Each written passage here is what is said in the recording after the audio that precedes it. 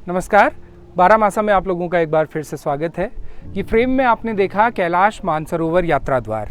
तो मैं सबसे पहले हम जहाँ हैं वहाँ की ज्योग्राफी आपके लिए इस्टेब्लिश कर दूँ।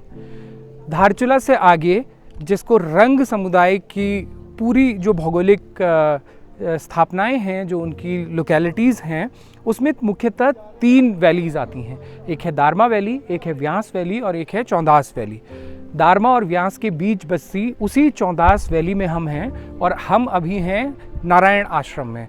ये वही नारायण आश्रम है जिसकी तस्वीरें, खूबसूरत तस्वीरें आपने दशकों से देखी होंगी। यदि आप उत्तराखंड और उस समय 2000 से पहले के उत्तर प्रदेश के कई सारे गेस्ट हाउसेस में, रेस्ट हाउसेस में बहुत ही सीनिक ब्यूटी लिए हुए एक लैंडस्केप जो लगा होता था, वो नारायण आश्रम का होता था। क्या है नारायण आश्रम की कहानी? कैलाश मानसरोवर यात्रा में इसका होना क्या मायने रखता है? कैसे स्थापित हुआ? यहाँ क्यों लोग यहाँ तक पहुँचते हैं और क्या है इसके चारों तरफ का पूरा जो ऑरा है, वो हम आपको आज के इस टूर में दिखाते हैं। तो आइए आपको नारायण स्वामी आश्रम दिखाते हैं।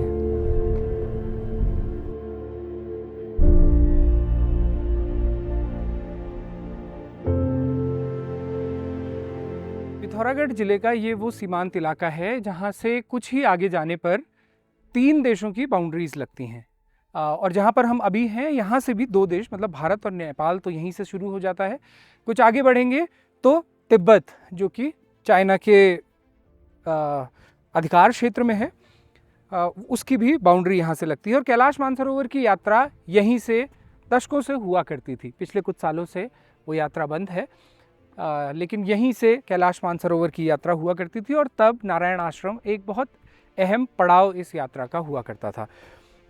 नारायण आश्रम 1930 के दशक में स्वामी नारायण ने बनाया। स्वामी नारायण मैसूर के रहने वाले थे और मैसूर के राजा के जो दीवान थे, उनके बेटे थे स्वामी नारायण।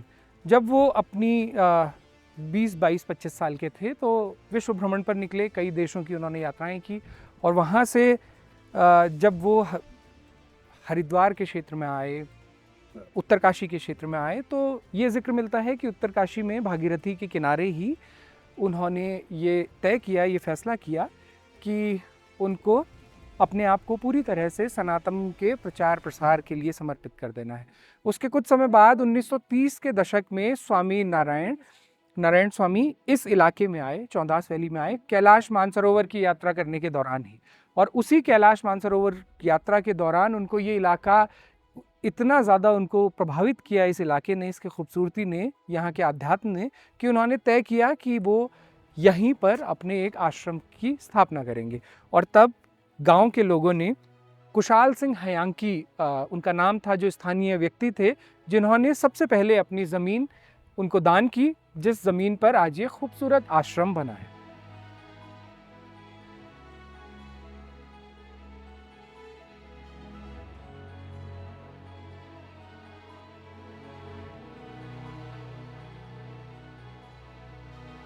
नारायण स्वामी आश्रम अगर आप आना चाहते हैं तो आपको पिथौरागढ़ आना होगा और पिथौरागढ़ से फिर धारचूला आना होगा। धारचूला, जो कि बिल्कुल भारत नेपाल सीमा पर बसा एक कस्बा है, वहाँ से आपको ऑफ रोडिंग एक्सपीरियंस के साथ आप जब आगे की तरफ बढ़ेंगे तो एक जगह पड़ेगी तवा घाट, और तवा घाट से फिर आप बढ़ेंगे चौंदास वैली की तरफ। वहाँ पे सोसा और सिरदंग 2 गाँव हैं, इनके बीच में स्थापित है नारायण आश्रम।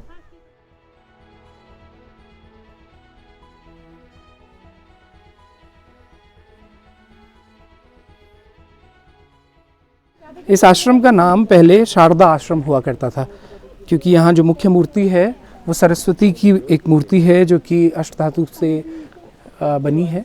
और उन्हीं के सरस्वती की अर्चना पूजा यहाँ हुआ करती थी, तो शारदा आश्रम इसका नाम हुआ करता था। लेकिन बाद में उनके जो अनुयायी थे नारायण स्वामी जी के, उनके अनुयायियों ने इसे उन्हीं के नाम पर रखा और उसके बाद से ये बहुत सब जगह स्वामी नारायण आश्रम के नाम से ही जाना जाने लगा। आइए मंदिर के अंदर आपको लेकर चलते हैं। तो ये आश्रम का जो निचला हिस्सा है, उसमें सरस्वती जी की वो मूर्ति रखी गई है, जो सबसे पहले यहाँ स्थापित हुई थी। ये वो मूर्ति है जो अभी आपको स्क्रीन पर नज़र आ रही है। इसके अलावा तमाम तरह की मूर्तियाँ यहाँ पर हैं, संग्रहालय है, बहुत सारी पुस्तकें हैं, अच्छा रिच लिटरेचर यहाँ पर देखा जा सकता है। उसके अलावा कई सारी फोटोग्राफ्स हैं जो कि शायद 60s, 70s, 40s, कुछ उससे भी पहले की, और कुछ पोर्ट्रेट्स हैं जो पोर्ट्रेट्स सिर्फ नारायण स्वामी जी के ही नहीं बल्कि कई अन्य संत जो देश में हुए, जैसे स्वामी विवेकानंद का पोर्ट्रेट है और कुछ अन्य पोर्ट्रेट्स हैं जो यहाँ पर रखे हैं।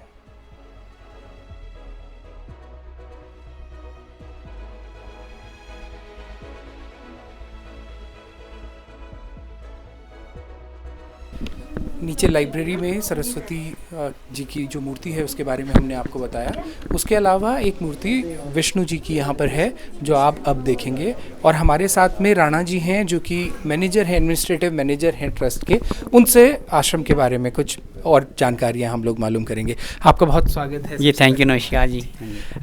ये बताइएगा इस आश्रम के आज के स्वरूप के बारे में थोड़ा सा बताइए, जो एक ब्रीफ बताइए। जी जी, ऑलरेडी जो आप देख रहे हैं जी, ये सूर्य नारायण उसमें हैं, प्रतीक में हैं।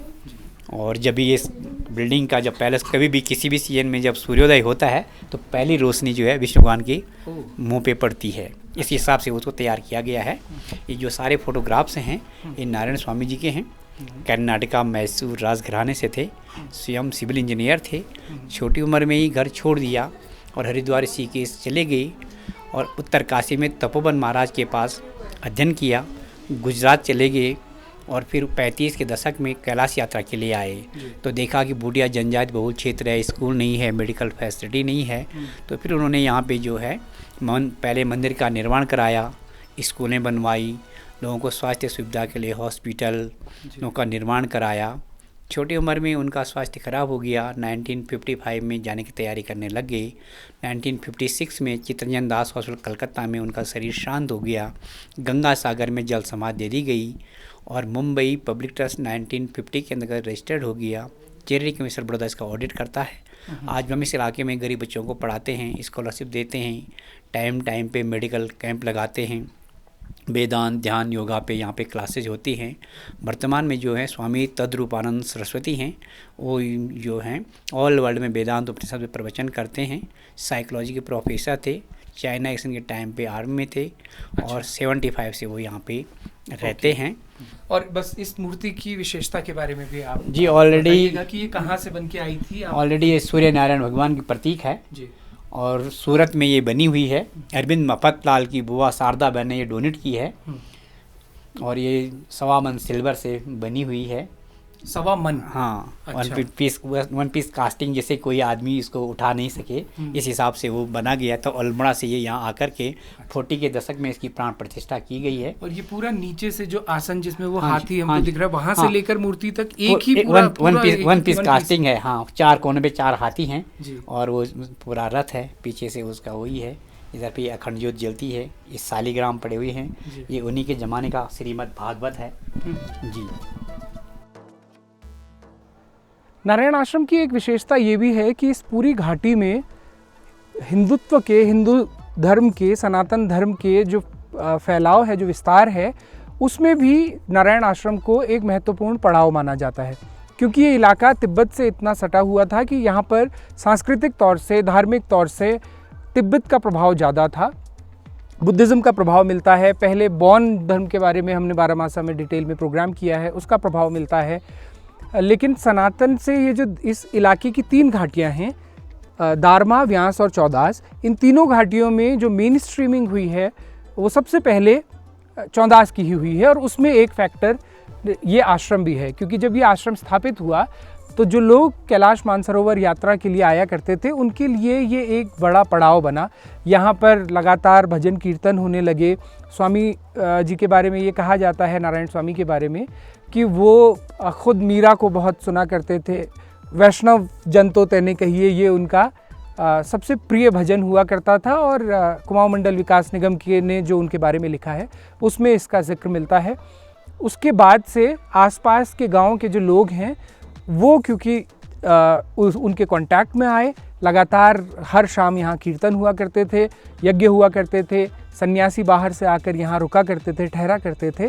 तो इसलिए सनातन के विस्तार में इस पूरी घाटी में एक अहम पड़ाव इस आश्रम को माना जाता है।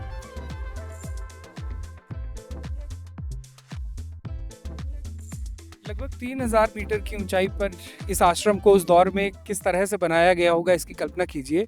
अल्मोड़ा से और यहाँ तक पैदल सामान पहुँचाया गया। 15 दिन एक व्यक्ति को पैदल सामान पहुँचाने में लगते थे, तब ये बनाया गया आश्रम। और महामंडल विकास निगम की कुछ साइट्स पे हमको ये इन्फॉर्मेशन मिलती है कि 1.5 रुपये प्रतिदिन की मजदूरी जो है उन मजदूरों को दी जाती थी।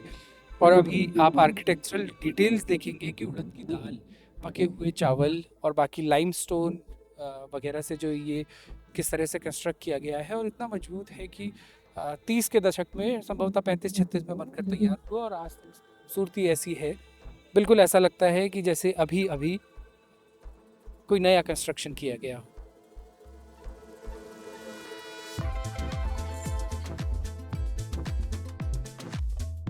तो ये था नारायण स्वामी आश्रम, भारत नेपाल सीमा पर बसा एक बेहद खूबसूरत लोकेशन पर बसा एक आश्रम।